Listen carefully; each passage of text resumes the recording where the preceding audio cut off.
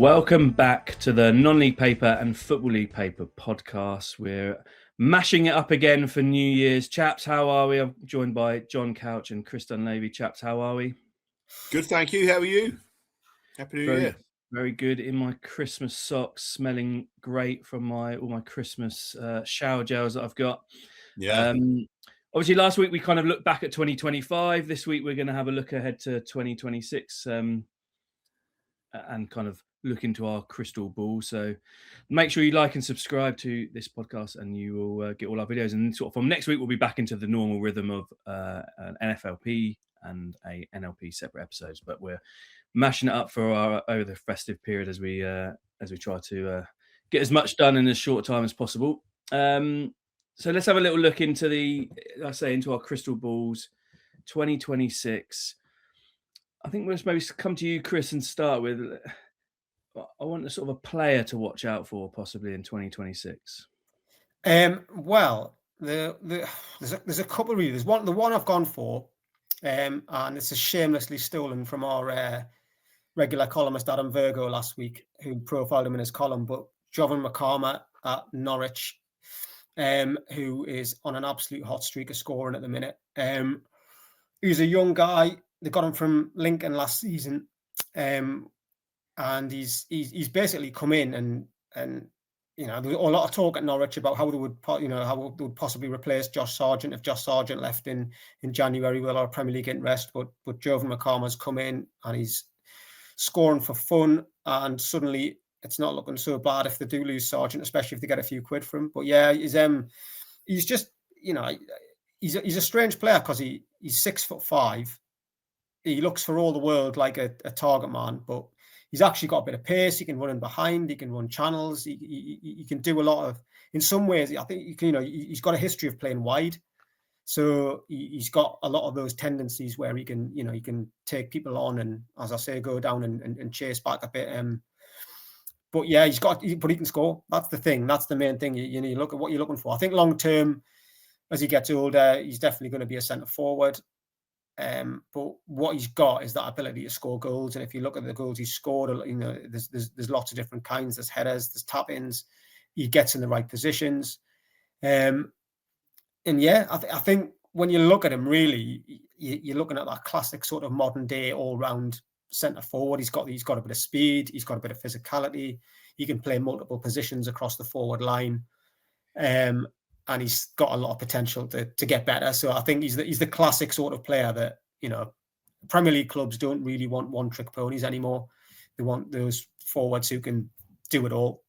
And I think he's that. He's a long way off yet. There's a lot to learn, as Adam pointed out. He kind of does a lot of unnecessary running, I think, and positionally he isn't always in the right place. But it's all kind of there and ready to be worked on. So I think that he's one. The other one I was going to say was Patrick Agyemang at Derby, American forward.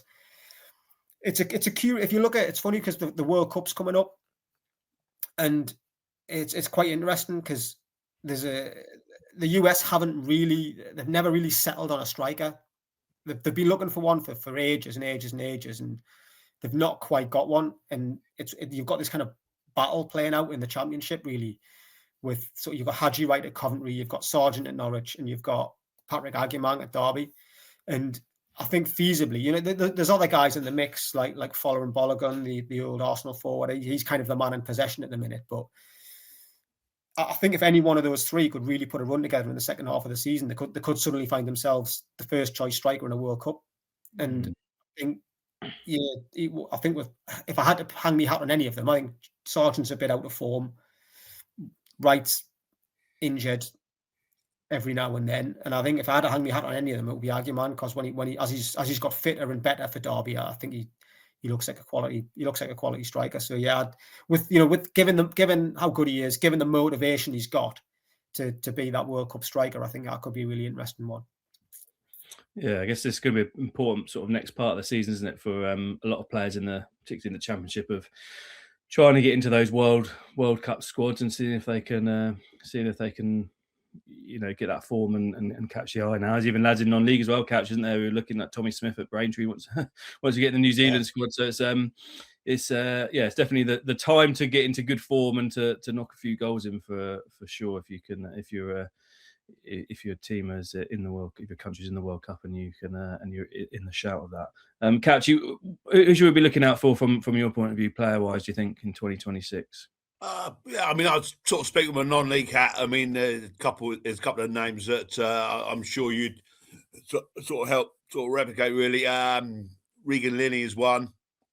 Young striker Carlisle signed him from Altrincham in the summer, and there was a few question marks, obviously, because his form for Altrincham was superb. But the question marks were, could he make the step up? And he certainly has, and scoring goals for fun for Carlo, even though the goals have dried up a little bit up there. But Mark Hughes loves him. He plays sort of just off the left, and but can play in a 9 as well. He's been linking up with his old pal Chris Conclark in recent weeks, and the two of them have sort of hit the ground running once again. I like to see regularly. Yeah, he's one that he sort of fits a little bit into that mold of what we were talking about last week about Cheek and Pierce, where he's that little bit older. Yeah, and he's 28, very much so. He's sort of like, again, he's kind of Pierce in the equation too. Yeah, kind of these strikers who sort of are blossoming late. You know, he's come through a different sort of pathway again. He's sort of come from sort of further down, and now really sort of impressing. But it does fit into what we said last week about those sort of strikers who sort of bloom a little bit later and have to sort of wait for their chance a little bit. Yeah, he's very much in the same mould as sort of Ollie Pierce. You know, we spoke a lot about him last week, and those two are certainly two in the eye, and then really look at the National League leaders at the moment, Boreham Wood. Who would have thought you'd say that on going into a new year?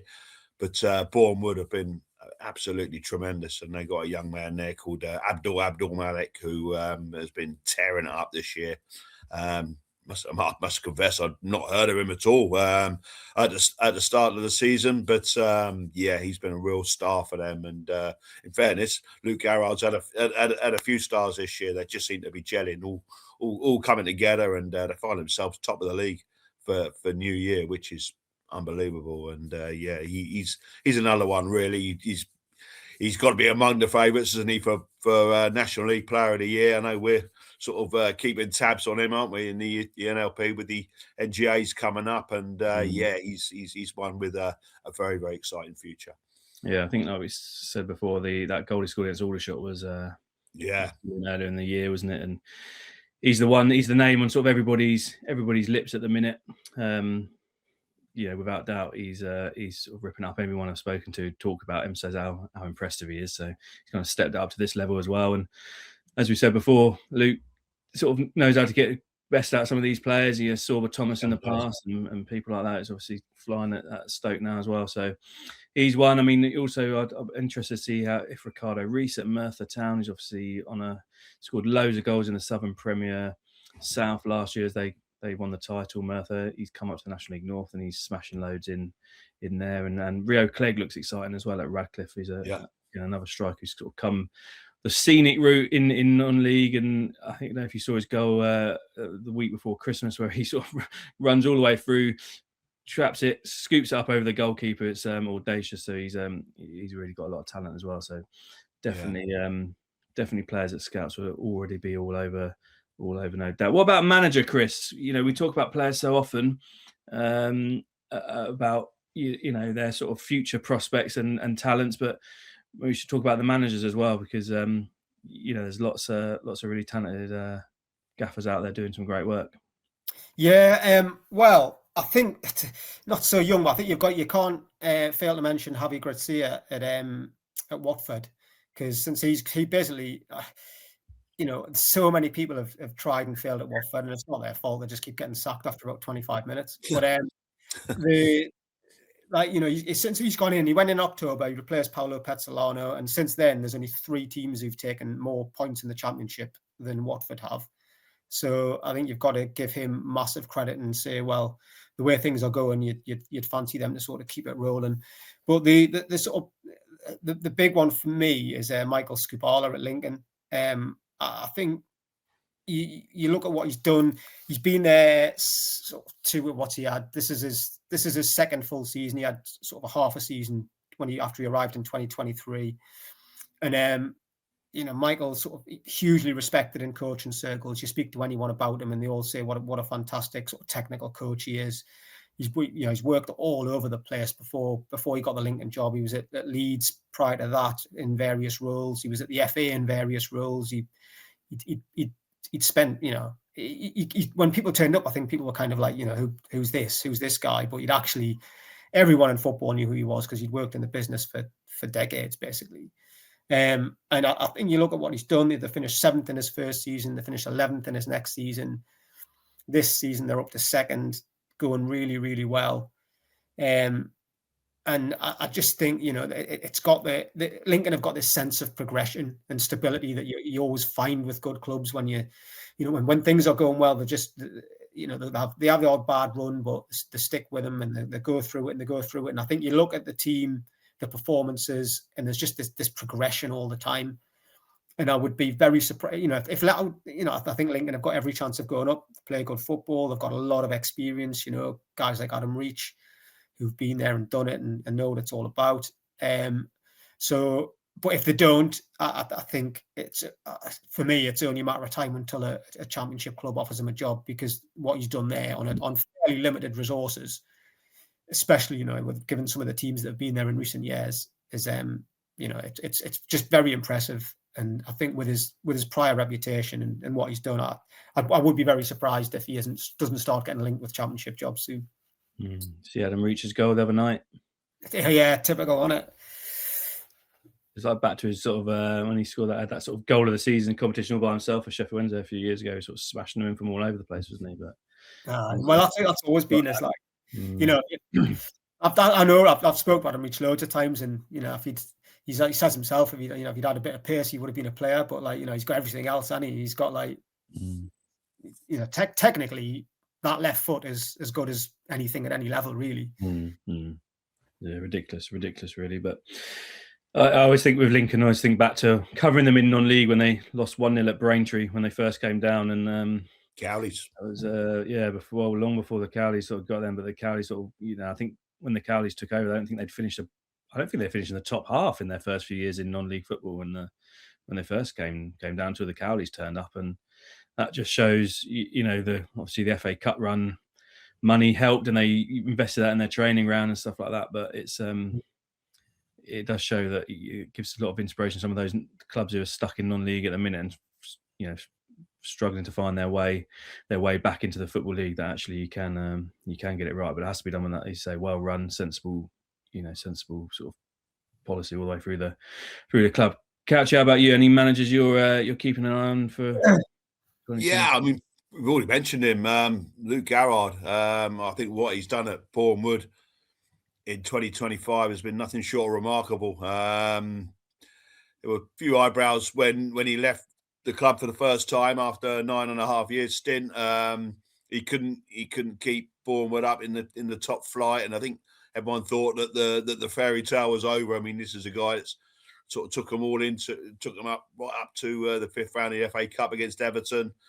And they find themselves in National League South, but he was back within a couple of months. Boreham Wood was struggling at the time, and all of a sudden manages to propel them up the table, gets them into the playoffs, 6th place in the playoffs, and all of a sudden they find themselves in a playoff campaign with a very experienced squad of players, and they were, I think, for those in the know, they were the team to beat, really, and they won 3 successive away games to get themselves back in the National League. But I don't think anyone predicted what was going to happen thereafter. And the first half of the season has been absolutely remarkable. They pushed on, found themselves top of the table, but some of the players have recruited in the process.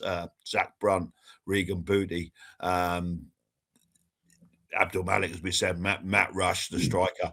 They've been they really have hit the ground running, and all of a sudden, on paper as well as on the pitch, they look a real outfit. And I think they're gonna shock a few people again for the second half of the season. And Boreham Wood in the Football League. Who would have thought it? But they've come close before. They're ready for it. They've got the infrastructure there. Just can they get themselves over the line? I think if anyone can, then Luke Garrard can.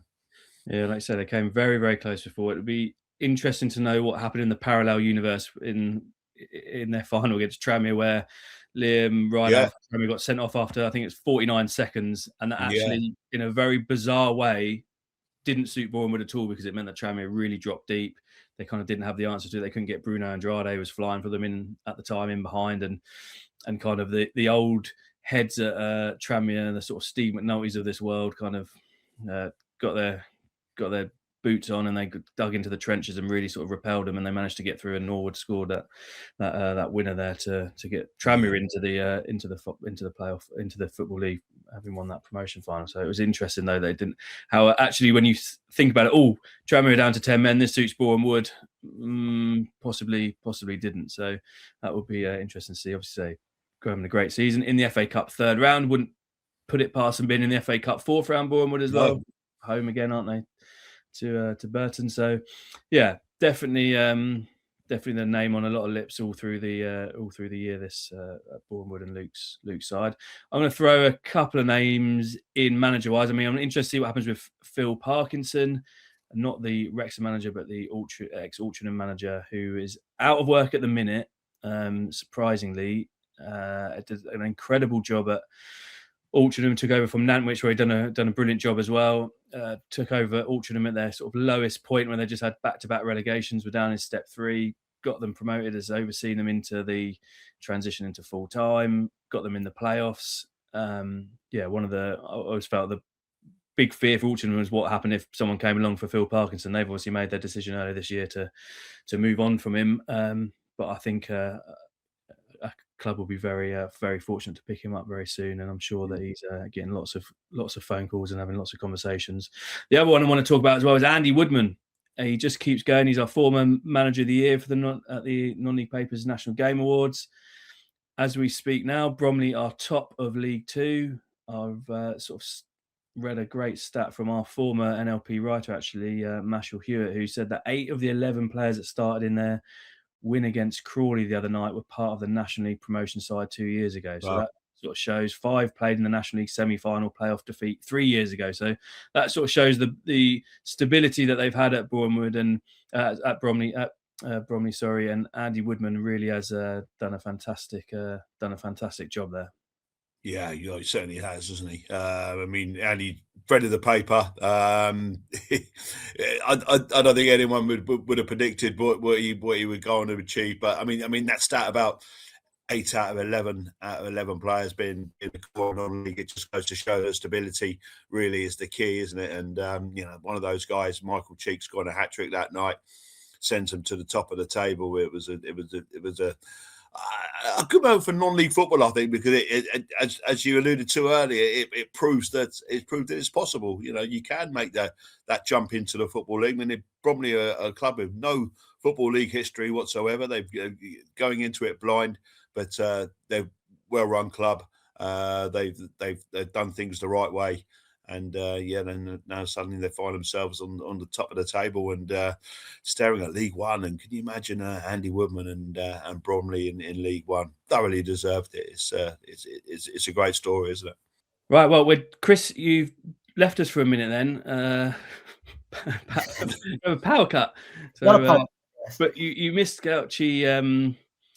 Good to have you back. But Couchy, was talking about Andy Woodman and Bromley, and just saying what a fantastic job they're doing, and showing, that you can come up and then keep going and keep pushing, and how a club's sort of built properly, basically.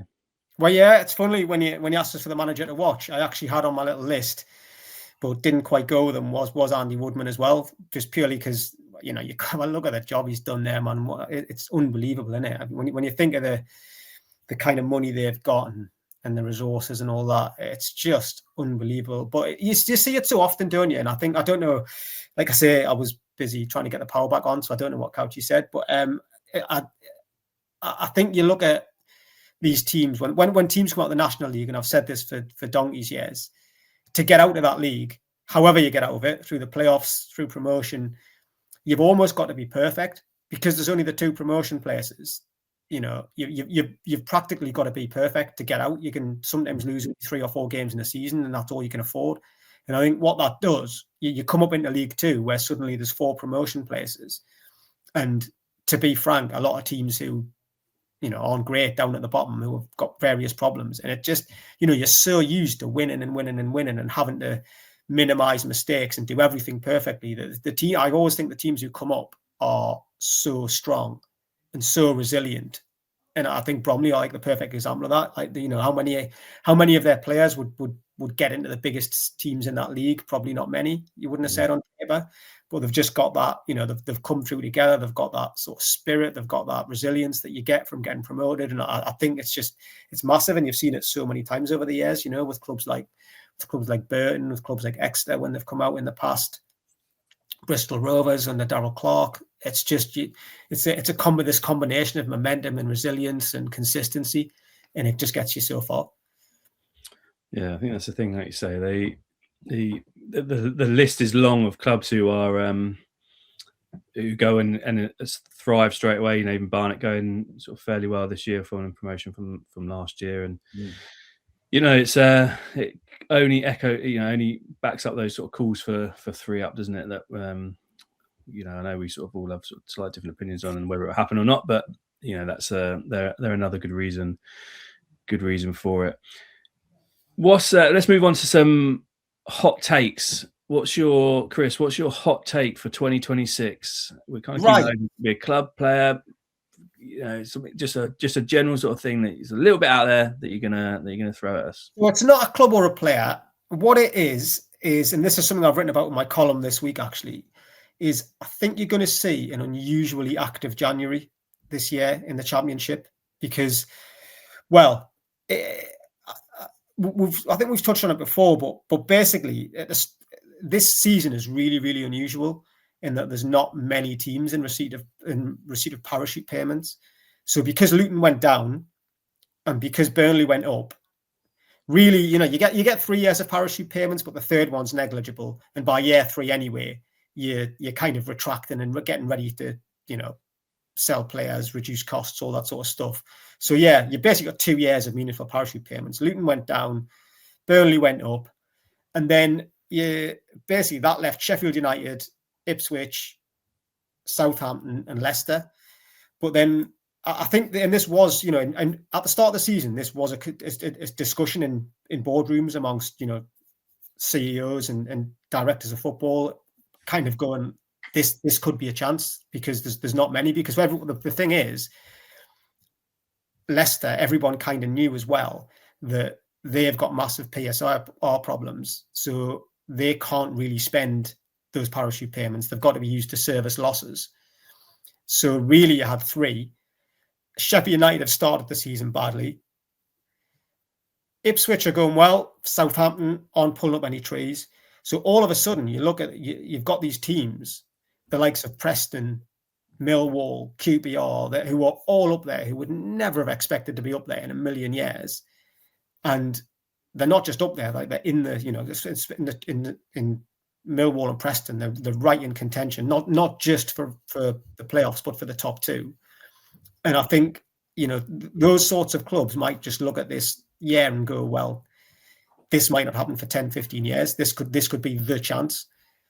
And that thinking could go right from Middlesbrough in second down to anybody down to about 15th. That, you know, if you just give it a little push in January, you could have a chance, a once in a generation chance.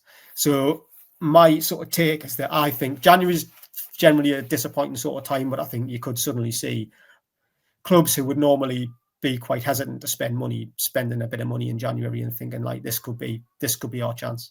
Does that show sort of the nature of the Championship, though, that, you know, getting into the Premier League, that sometimes you do have to sort of push the chips into the middle of the table, and when it doesn't work, you know, we've seen in the past, you know, that doesn't give the guarantee that you then have the repercussions down the line, or do you think the clubs have just got to kind of, you know, back themselves from that point of view? Well, I think that's the thing, you know, like a club, particularly someone like Preston. So Preston have always, and it's very, you know, very sensibly, they've always prioritised not having any debt. the survival of the club, being well run. They've never, ever really pushed the boat out to any extent. They've always tried to get by. And it's just whether this, whether those, Millwall to a large extent the same.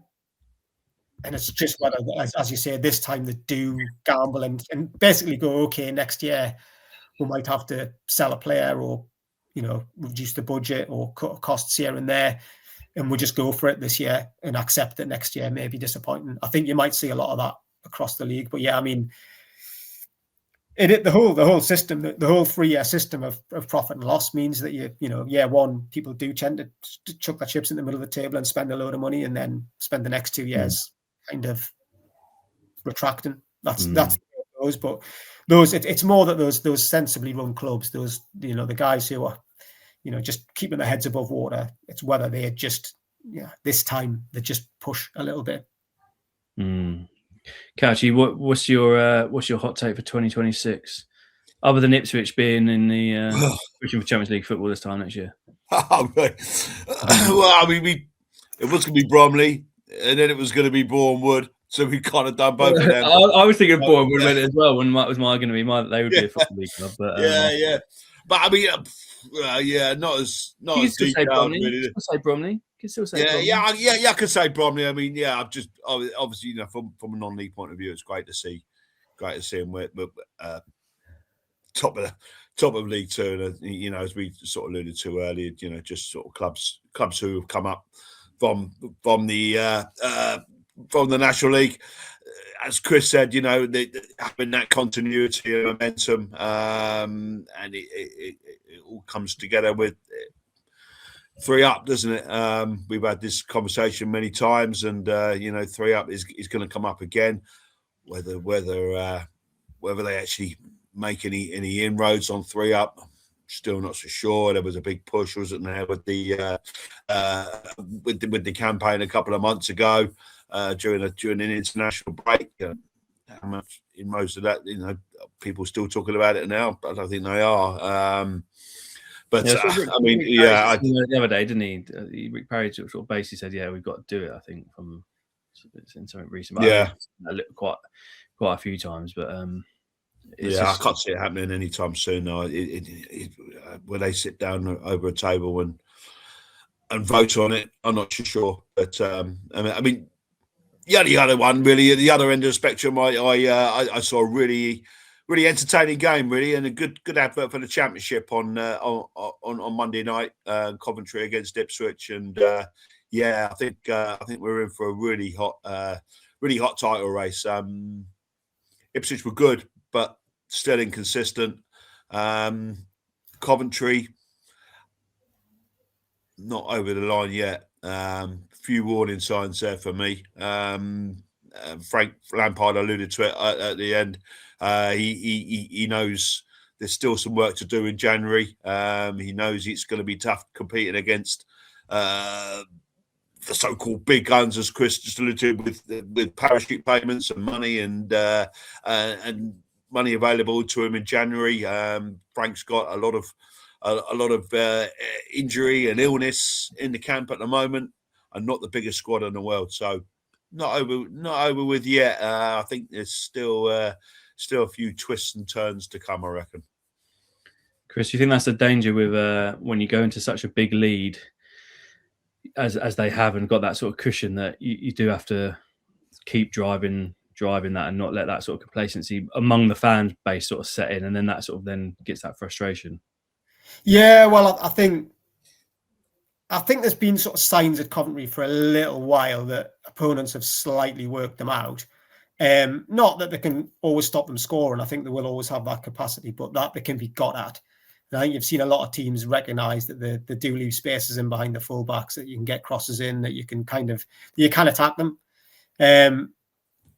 It's just whether you can outscore them. But I think in a way, for them, the fact that they've tailed off. I mean, let's be honest, there was no way they could sustain what they were doing. I mean, they were going to. The goals are dried up a bit.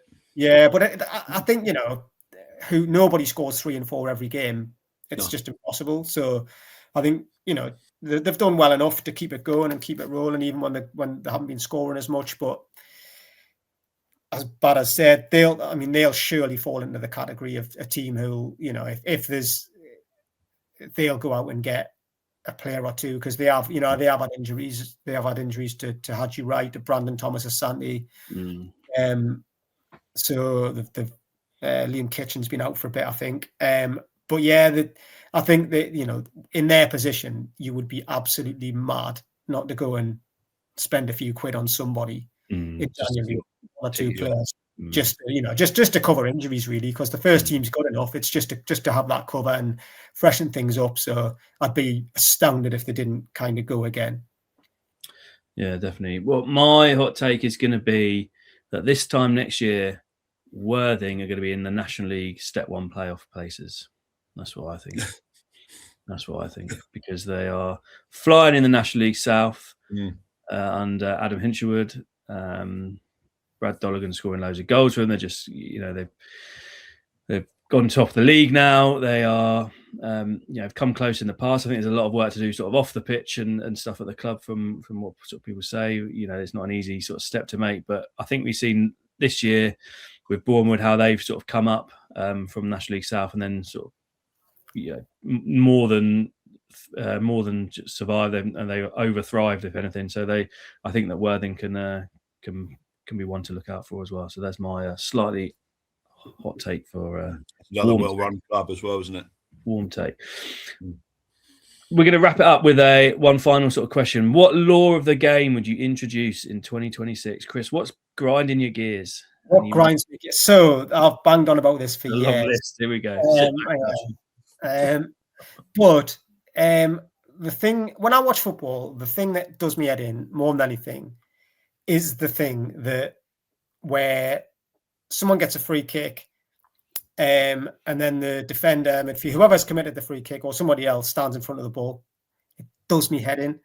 I would love to see an instant yellow card for that, like a no ifs, no buts yellow card, because it's one of those things. Old pro, you talk to footballers and they're like, yeah, it's part of the game, but like it's like you commit a tactical foul and then you stand in front of the ball, and it's like how is that?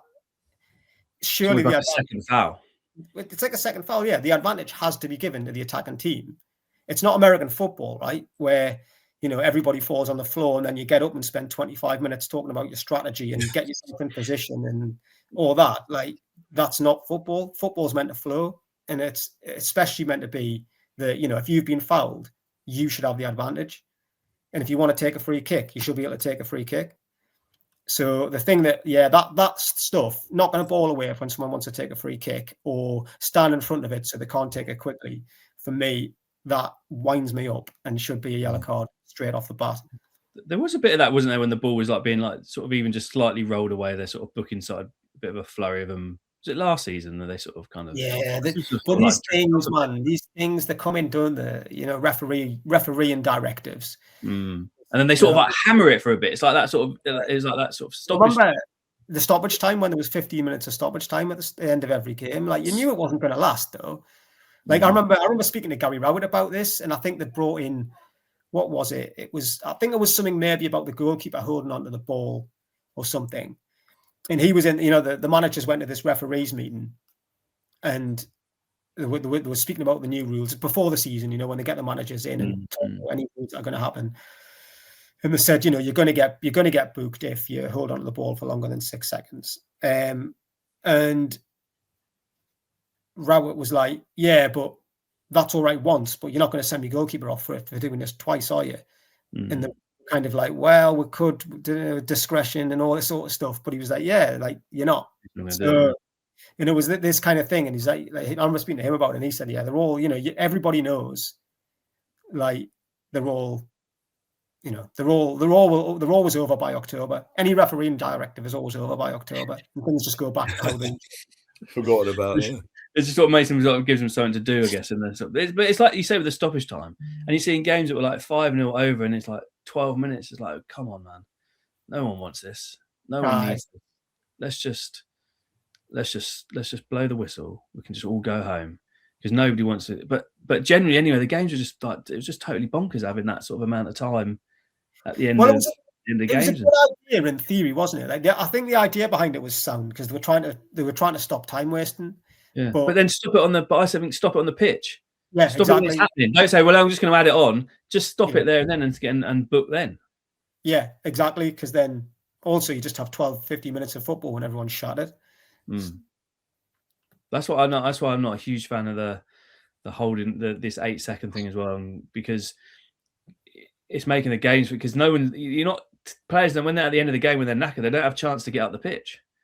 So the ball gets boomed up and then just comes straight back. So you're kind of sort of creating you almost like getting to this, like we're seeing these sort of new tactics. You might as well at the end of the game just boom the ball into the keeper's hand so he has to catch it, and then sort of like get it down, then just chip it into the keeper's hands, and then like sort of you're going to become like set play sort of, say, or NFL kind of rugby sort of style, and sort of try and play, playing for territory. But yeah, what's winding you up, Couchy? What are you going to change? Right. Okay. Something I alluded to last week. Used the term grinding my gears. It is now. We did a story about 3 months ago now, and it was probably the most tragic story I remember reporting on. The tragic death of young Billy Vigor, striker for Chichester City, who died on a football field after colliding into a pitch-side wall at Wingate in Finchley. I think it affected a lot of people in the game up and down the country. The messages of support were incredible. The game literally stood at a standstill, and then nothing at all. No discussions about it. Nothing at all.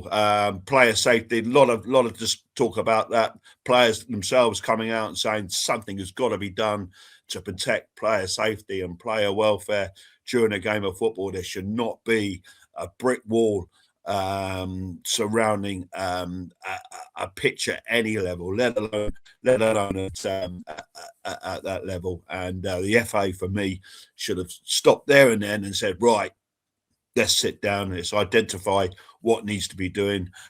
Various football grounds up and down the country at various levels. It affects Football League as well. I'm sure there's some grounds out there which you look and think, really, time has come. I mean, what has to happen to someone else have to tragically die for them to think, oh yeah, maybe we could have discussed this earlier. I think it's an absolute travesty that we're still talking about it, and yet nothing is being done. And hopefully, my hope for 2026, very very early in 2026, is that at least sit around the table and discuss it, because that's terrible. That cannot happen again. Yeah, I agree. It can't happen again. I think the FA sort of say they've been doing a consultation, and they're sort of like stuff sort of is happening in the background. But I think I think they need to come out and tell us. Yeah, I agree. The point about the all levels as well, I think is true as well. It's around right through the Football League. It's not until you actually kind of sort of think it's the finance of having to change it is going to be massive, and but as you say, it needs to be happening, and the warnings need to be weren't heeded, and now we've got this sort of tragic incident that's happened. So not something that needs to be ongoing and needs to be addressed for sure. But it's we've as I say, we're out this week, non-league paper and Football League paper out as usual on Sunday. Obviously lots of games in the Football League in this sort of Christmas period, on New Year's Day, and then they play on Sunday again, don't they? Non-leagues kind of split across a bit of New Year's Day and the Saturday. So my head's mashed with all these games on every day. I'm completely lost. We were organising the paper this week, weren't we? And I sent a note out to the photographers. Oh, are you okay for Saturday? Blah blah blah. And they'll come back. I knew I did straight away, and they come back. No, the games are on Thursday. Oh no! So it's all over the place. It's just thrown me completely. Normality will soon resume, but not just yet. not just yet. We've got all these sort of Sunday games to look forward to in the EFL, and let's say lots of football on Saturday in non-league. In fact, the majority of non-league. I think the majority of non-league players are happy this year that they can enjoy themselves on New Year's Eve and have a couple of shandy. So lots to look forward to. Chaps, thanks for joining us. Really appreciate it, and we will catch you soon. And Happy New Year to all our viewers. Make sure you like and subscribe to this YouTube channel to catch up with our, as we say, back to normal next week with separate FLP and NLP. And Happy New Year, everybody. Happy New Year. Happy New Year.